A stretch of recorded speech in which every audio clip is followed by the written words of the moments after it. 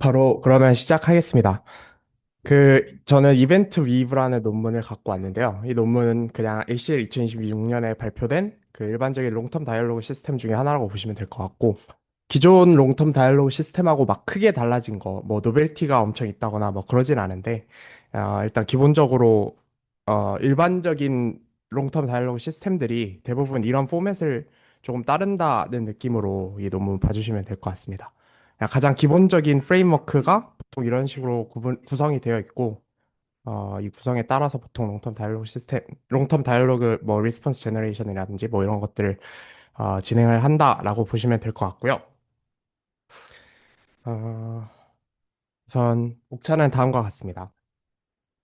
그래서 우선 설명드리기 전에 롱텀 다이얼로그에 대해서 먼저 조금 설명을 드려야 될 것 같은데, 이제 기존의 뭐 대화라고 하는 것들을 보통 보면은 뭐 태스크 오리엔티드 다이얼로그라던가 이런 것들을 보시면은 기본적으로 뭐 그 대화 상태를 추적하는 DST라든지 아니면은 뭐 다이얼로그 액트라든지 이런 것들을 다 찾아가지고 그 대화가 어떤 식으로 진행을 되는지 확인을 한 다음에 그걸 기반으로 리스폰스 제너레이션을 보통 하는 게 기본이었는데, 이제 뭐좀 잘 학습된 LM 혹은 라지 랭귀지 모델이 등장을 하면서 그 에이전트들이 등장을 하면서 보통 이제 오픈 엔디드나 오픈 도메인 다이얼로그까지 확장이 되고, 이제 그거에 이어서 그 기존의 대화 문맥을 얼마나 잘 저장하고 그걸 잘 활용하는지 롱텀 다이얼로그라는 태스크가 등장을 하기 시작했습니다.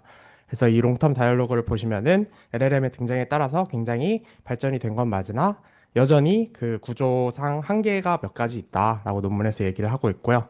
논문에서는 이제 기존의 롱텀 다이얼로그 시스템들이 서머라이제이션 메소드를 활용하거나 그래프 베이스 메소드를 활용을 하는데, 이게 기본적으로는 그 서머라이제이션 방법 같은 경우는 이제 그 각 요약된 이벤트 사건들 간에 뭔가 관계가 없어서 조금 정보가 부족하다 이런 얘기를 하고 있고, 그래프 베이스드 메소드는 뭐 일반적으로 그 기존 컨텍스트에서 엔티티를 뽑아서 그 엔티티 간의 관계를 요약하는 방식으로 정보를 저장을 해놨다가 활용을 하게 되는데, 이것도 여전히 그 메인이 되는 사건과 혹은 서포팅 디테일스를 구분을 하지 못해서 조금 정보가 누락된다라는 식으로 얘기를 하고 있긴 합니다.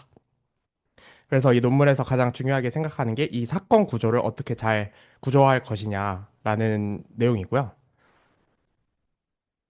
그래서 이 이벤트 위브에서 제시하는 코어 아이디어가 이 이벤트 티어리라는 건데, 철학이나 뭐 언어학 쪽에서 보통 쓰이는 뭐 사건 이론이라고 합니다. 그래서 이 사건 이론에 의하면 기본적으로 사건이라는 것은 가장 메인이 되는 베이직 이벤트들이 있고, 이 베이직 이벤트가 어떤 식으로 그 서포팅 디테일스에 의해서 그 서술이 되는지 프로세시스가 있어서, 이 코어 이벤트가 베이직 이벤트라고 보시면 될 것 같고 서포팅 이벤트가 프로세시스라고 보시면 될 것 같은데, 코어 이벤트 메인이 되는 사건 하나를 중심으로 여러 가지 뒷받침하는 사건들이 그 메인 코어 이벤트를 좀 뒷받침해주는 그런 방식으로 서술이 된다 보통.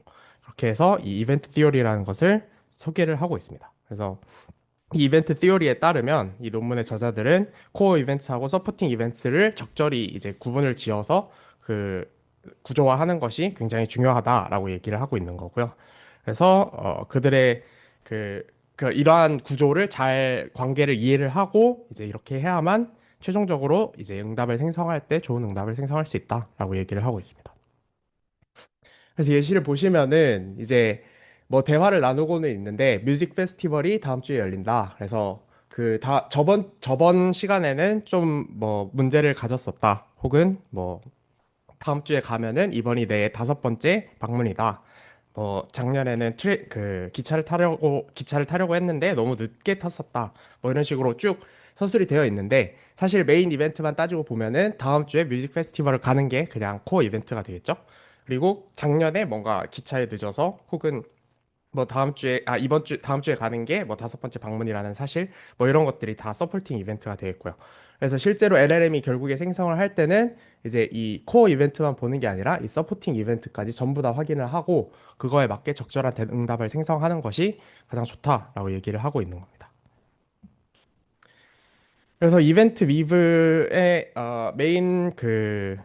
메인 노벨티라고 할 수 있는 부분은 다이나믹 이벤트 그래프를 구성을 하고, 이 그 다이나믹 이벤트 간의 그 관계 타입들을 시퀀셜 엣지나 템포럴 엣지, 리즈닝 링크스로 이어서 일종의 사건 그래프를 만들고, 이 사건 그래프를 활용을 할 때 뭐 멀티헤드 어텐션 메커니즘을 활용을 해서 이제 응답을 생성하는 과정까지 해서 그 노벨티라고 보시면 될 것 같습니다. 뭐 전체적인 그 아키텍처는 다음과 같고요. 그래서 스텝 1하고 스텝 2로 이어져 있는데 각각을 이제 천천히 소개를 해보도록 하겠습니다. 우선 첫 번째 단계가 다이나믹 이벤트 그래프 컨스트럭션, 그냥 이벤트 그래프를 구조화하는 단계인데요. 어, 각각 이벤트 어웨어 다이얼로그 디텍션, 이벤트 클러스터 포메이션, 엣지 포메이션 이렇게 세 단계로 구성이 되어 있고요. 이벤트 어웨어 다이얼로그 디텍션 같은 경우는 각 발화가 이벤트를 갖고 있는지 없는지 단순하게 클래시피케이션 하는 부분이라고 보시면 될 것 같고, 이제 멀티플 하나의 발화 내에서 여러 개의 사건이 등장을 했을 때도 이걸 쪼갤 때도 이 단계에서 한다고 보시면 될 것 같습니다. 이벤트 클러스터 포메이션 같은 경우는 사건들을 아예 같은 사건들이 여러 번 등장을 할 수가 있잖아요. 그래서 그런 사건들은 이벤트 노드로 한 번에 묶어서 이제 그 저장을 하게 되고요. 엣지 포메이션 같은 경우는 각각이 이 이벤트 노드들에 대해서 각 노드들 간의 관계를 시퀀셜 엣지나 템포럴 엣지 혹은 리즈닝 링크로 이제 구분을 지어서 엣지를 만들어 준다라고 보시면 될 것 같습니다. 그래서 실제로 어떻게 진행을 하냐면요. 다이얼로그 디텍션, 그 이벤트 디텍션 같은 경우는 버트 베이스에다가 그냥 어, 클래시피케이션 헤드를 붙여가지고 데일리 다이얼로그나 오픈 다이얼 케이지라는 데이터셋에서 이제 파인 튜닝을 한다고 합니다. 근데 이 부분이 조금 애매하긴 한 게 데일리 다이얼로그하고 오픈 다이얼 케이지를 보면은 각 발화 내에서 사건이 레이블링 돼 있지는 않거든요. 그래서 어떻게 학습을 했는지가 좀 구체적으로 적혀 있진 않아서 조금 애매하다고 느낀 부분이고요. 이벤트 클러스터 포메이션 같은 경우는 그 코사인 시뮬러리티를 기반으로 클러스터링을 해놓고 그냥 이제 그 민플링으로 그냥 그 노드 임베딩을 구성을 한다라고 보시면 될 것 같습니다.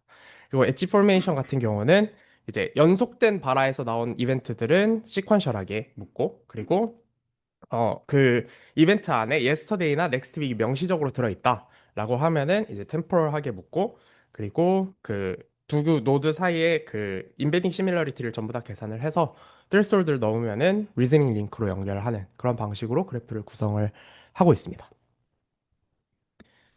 그리고 이제 hierarchical maintenance나 업데이트를 보시면요.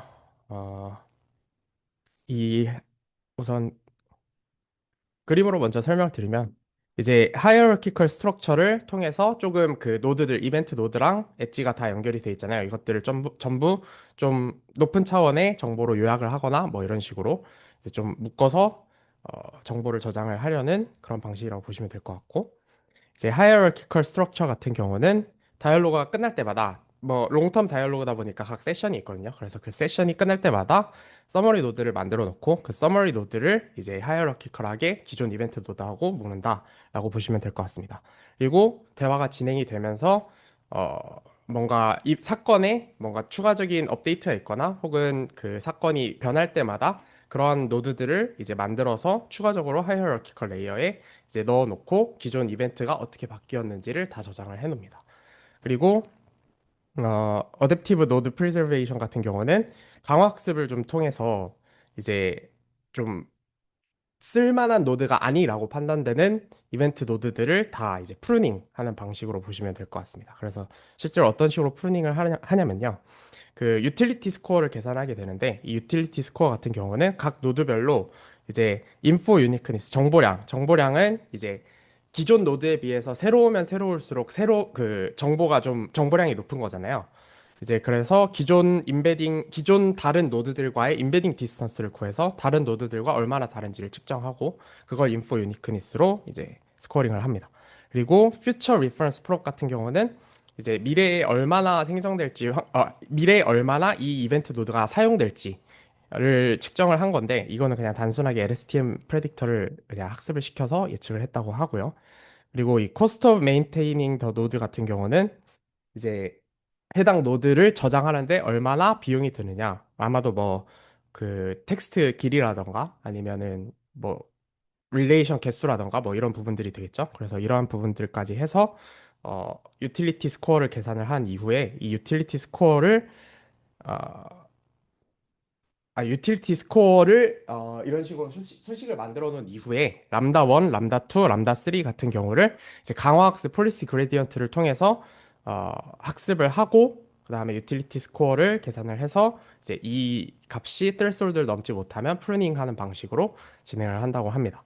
그래서 만약에 삭제 프루닝 그 이벤트 노드를 지울 때 그 이벤트 노드에서 양쪽으로 연결되어 있는 뭐 엣지 같은 것들이 있으면은 그 엣지가 사라져 버리잖아요. 그래서 그 엣지를 미리 이어주는 어, 작업을 진행을 하고 그 다음에 프루닝을 한다고 합니다.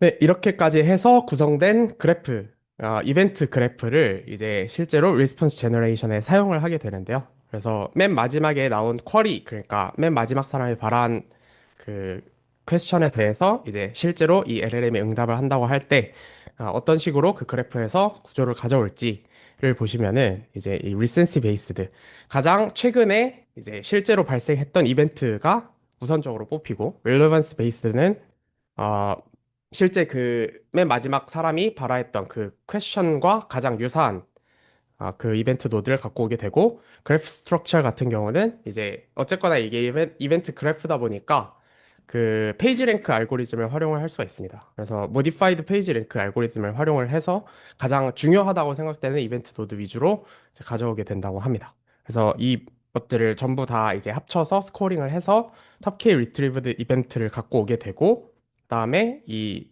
전부 다 갖고 온 이벤트 노드를 합쳐서 그래프 컨텍스트 벡터로 압축을 하게 됩니다. 그래서 이 그래프 컨텍스트 벡터가 실제로 이제 이 LLM에 들어가서 응답을 뽑게 된다라고 보시면 될 것 같습니다. 그래서 여기까지 해서 최종 메소돌로지가 끝난다고 보시면 될 것 같고요. 실제로 결과를 보시면 이제 크로니클 컨버세이션 CC하고 이제 멀티 세션 컨버세이션 MSC 그리고 최근에 가장 많이 쓰고 있는 로코모까지 해가지고 이제 성능은 가장 높다라고 얘기를 하고 있는데 사실 기존 GPT-4.5에다가 이제 순차적으로 기존 그 방법론들을 붙여가면서 실험을 한 거라서 어 성능이 일단 가장 높게는 나왔고요. GPT-4 같은 경우는 GPT-4로 G발을 한 결과일 겁니다. 그래서 이 결과까지 보시면은 가장 높은 성능을 기록하고 있다라고 보시면 될 것 같습니다. 휴먼 이밸류에이션 같은 것도 진행을 했는데 이제 코헤런스랑 퀄트네스, 스타일, 헬프풀니스로 나눠서 이제 그 레이블러들한테 부탁을 해서 이제 휴먼 이밸류에이션을 진행을 했고 역시 이벤트 위버가 가장 높은 성능을 기록을 했다라고 보고를 하고 있습니다. 메모리 에피션시 같은 경우는 이제 로코모 태스크에 대해서 왼쪽에 루지엘 스코어 그 루지엘 스코어를 기준으로 이제 얼마나 많은 토큰을 소비를 하느냐를 이제 보여주고 있는 표인 그 그림인데요. 이벤트 위브가 가장 높은 성능을 기록을 하면서도 가장 꽤나 적은 토큰만으로도 이제 성능을 내고 있다라고 얘기를 하고 있는 부분입니다. 그래서 에블레이션 스터디 같은 것도 진행을 했는데 이제 하이어라키컬 스트럭처로 이제 구분을 지어서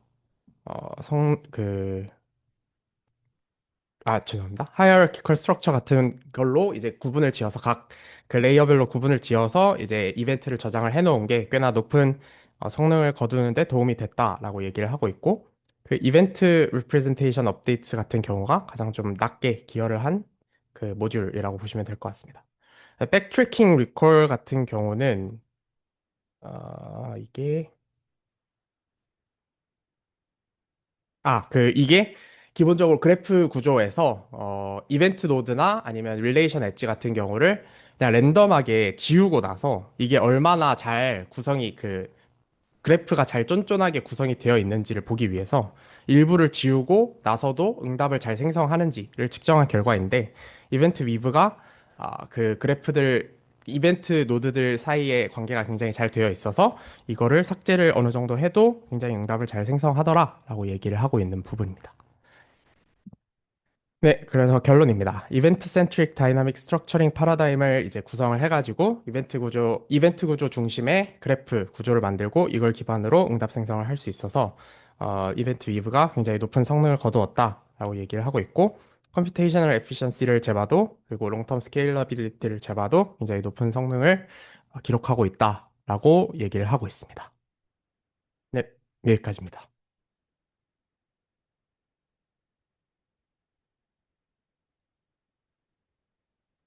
네. 한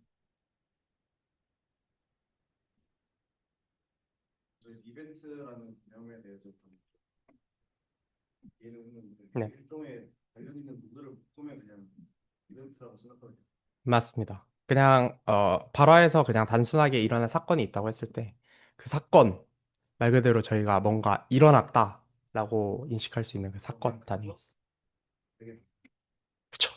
그게 단위입니다. QBR 사이즈 시뮬러리티를 기준으로 네, 클러스를 구하고 맞습니다.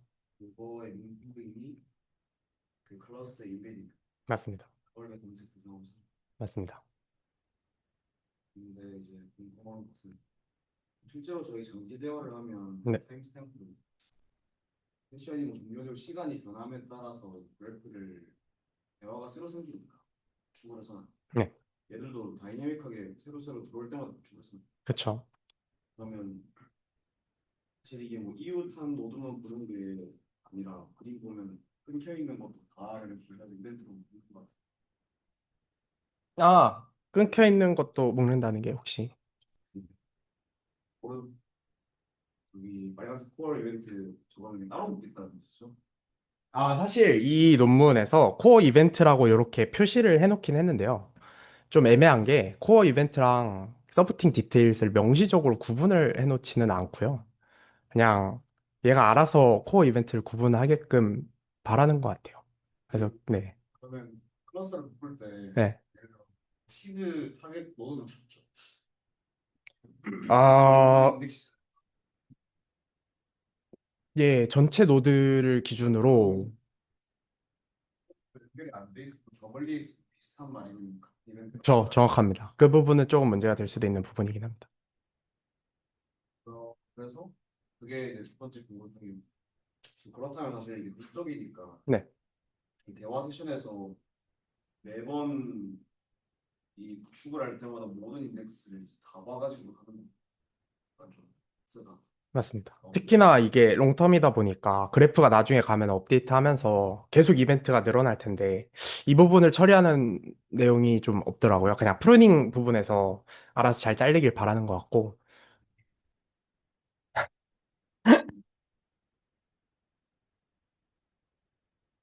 또 이제 그다음 아까 뭐 이제 튜닝 스코어 말고 네, 13페이지 멀티 퍼스펙티브 커리 메커니즘에서 사실 그 메인되는 검색 유사도 스코어링 네, 맞죠. 사실 저는 근데 이게 가장 이 논문의 핵심. 성능에 좌우를 한다 생각을 했고 네, 그냥 결국에는 잘 만들어봤고 음, 검색을 잘해야 돼. 그쵸. essentially relevance graph structure를 쓴다. 이 스코어링인 거예요, 그러니까. 그쵸.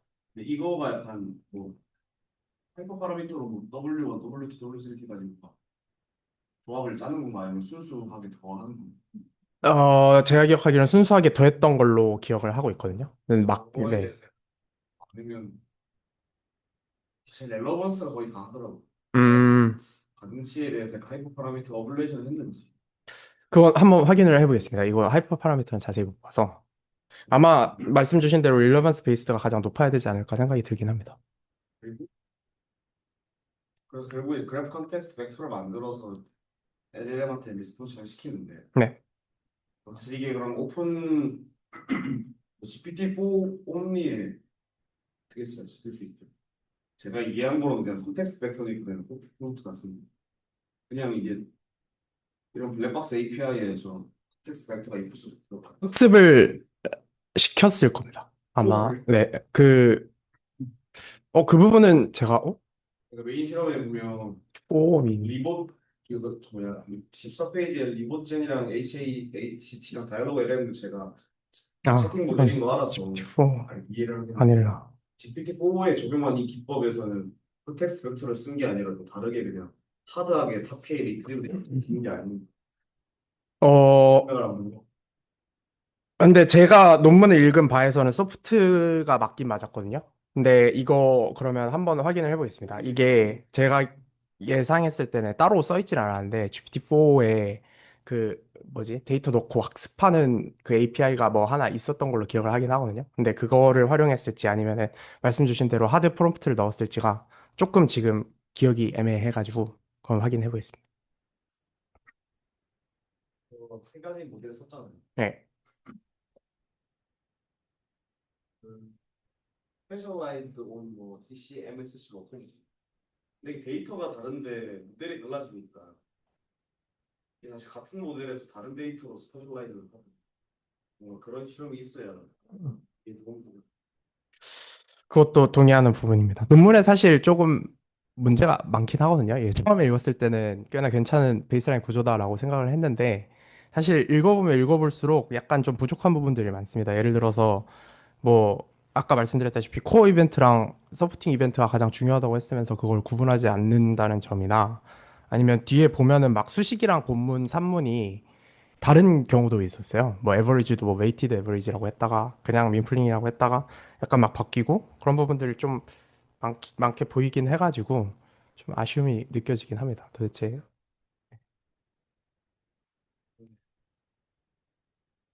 검색 효과 뭐는 네. 백트래킹은 리콜이 검색 효과 아닙니까? 검색을 한 이유는 아, 뭐 포모 QA면 뭐 효과가 된다고 느끼겠는데 지금 여기도 생성 평가를 하고 이 논문의 약점 중 하나도 또 그겁니다. 검색 평가가 부족하다. 이 백트래킹 리컬이 제가 기억하기로 맞긴 하거든요. 근데 이것만으로 보여주기엔 좀 많이 부족하지 않나.